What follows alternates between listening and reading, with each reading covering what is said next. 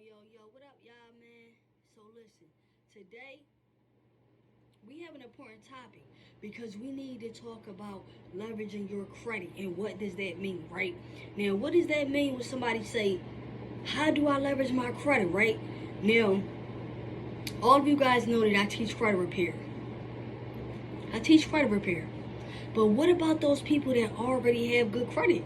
What about the people that they was able to build their credit score to a 700. They was able to, have good credit history, make on-time payments. They don't have any debt and collections, things like that, right?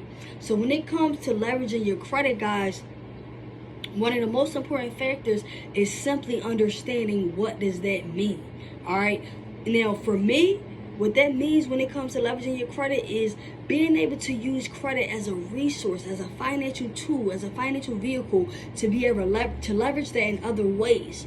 Now, whether those other ways are building revenue and profit for your business, whether those other ways are maybe adding someone in a family that as an authorized user because maybe they're making a home purchase and you're able to help, increase their credit score.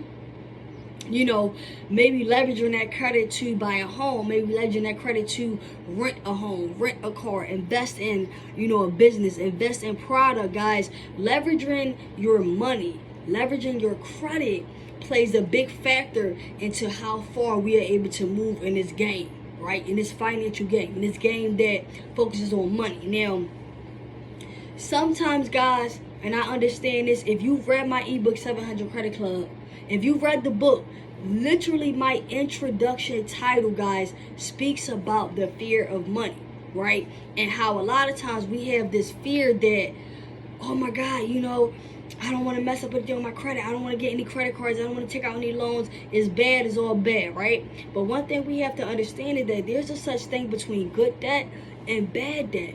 And that is where the importance of leveraging our money comes into play, because if we have good credit, right? And you have a 20,000 credit limit and you decide, you know what, man, I'm going to go ahead and buy this vehicle, man, for $10,000. I'm going to drive it around. I want to impress everybody, things like that, right? You are using your good credit to get bad debt, right? Meaning you might have high payments, things like that. It may be a bill you can't afford. This is a liability. You are not making any income off of this vehicle.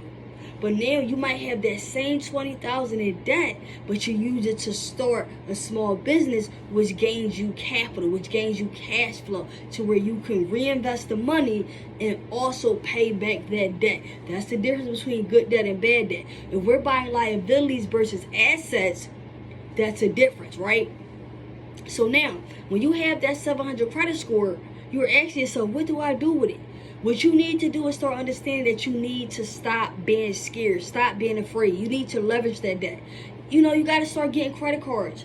You want to have some accessible money available to you, even if it's in case of emergency. You want to have access to credit cards. You want to have access to lines of credit. You want to have access, to personal loans. Anything where you may have a financial situation and you need access to money, that you can pull that money from that resource right away. That's why we have to stop being afraid of money. That's why we have to stop being afraid of credit. We're afraid of money because of the things we see that people do and kind of fuck off the money, right? Excuse my language. But we're not looking at how people are using this credit to leverage their business. We're not looking at people who are using this credit to leverage, their lifestyle. All right? And I'm telling you, it is so important. So understand, all debt is not bad debt. All debt is not good debt. It is really about how we use those debt and those tools and understanding where we are.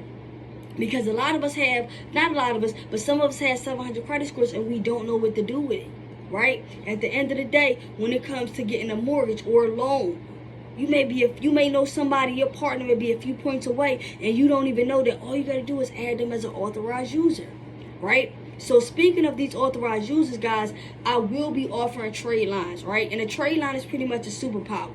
That person's credit history, that person's credit profile is attached to your credit to your name, to your accounts, right? It's literally like passing somebody with your credit. Okay, so that's a conversation for another time, but I just want to talk to you guys about leveraging that credit and understanding how this works to our favor if we work it to our favor. Now, if you're not in a position where you have a 700 credit score, if you're not in a position where you have that credit score, where you need some things to leave from the collections, hit the DM, hit my email. It is all in a bio, right? 79 of reports have errors. And you guys aren't even looking at your credit score. You guys aren't even looking at that outdated information that you applied for 10 years ago. So I want you to understand that credit is not bad, but we have to change the perspective on how we view credit and how we view money and how we spend money. So y'all need dispute letters, guys. Hit the DM, hit the email. You will need your credit reports. And let's get started. It's 2021. I'm tired of seeing people with bad credit. I'm tired of people needing houses and not having great credit. So I will see you guys on the other side at 700 Credit Club. And it will take time. But all credit is repairable, guys. So let's get the process started. Stop waiting. Let's leverage OPM, other people's money, and get started today. Starting these businesses. Peace.